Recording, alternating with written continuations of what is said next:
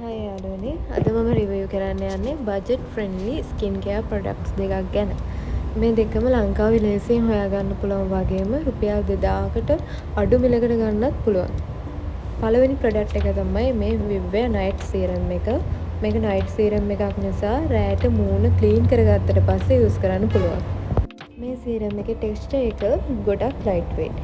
Skin එකට දැම්මම ලොකු ස්ටිකි ෆීල් එකක් එන්නේ නැහැ. ඉක්මනින් ඇබ්සෝබ් වෙනවා. මම දැක්ක දේ තමයි උදේ නැගිට්ටම ස්කින් එක ටිකක් සොෆ්ට් සහ හයිඩ්‍රේට් වගේ ෆීල් වෙන එක. හැබැයි මේකෙන් ඕවර්නයිට් මිරකල් රිසල්ට් බලාපොරොත්තු වෙන්න නම් බෑ.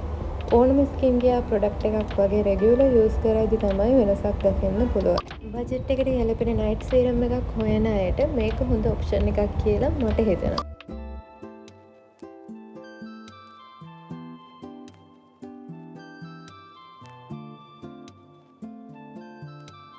දැන් බලමු nature secret vitamin C serum එක ගැන. විටමින් C කියන්නේ ස්කින් කෙයාර් වර්ල්ඩ් එකේ ගොඩක් ජනප්‍රිය ඉන්ග්‍රීඩියන්ට් එකක්.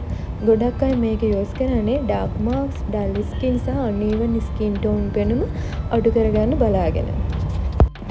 මේ සීරම් එකේ ටෙක්ස්චර් එකත් ලයිට් වෙයිට්. ස්කින් එකට දාදි බර ගතියක් දැනෙන්නේ නැහැ. රෙගියුලර් යූස් කරද්දි ස්කින් එකට ෆ්‍රෙෂ් සහ ග්ලෝවින් අපියරන්ස් එකක් ලැබෙනවා කියලා ගොඩාක් පාවිච්චි කරපු අය කියනවා.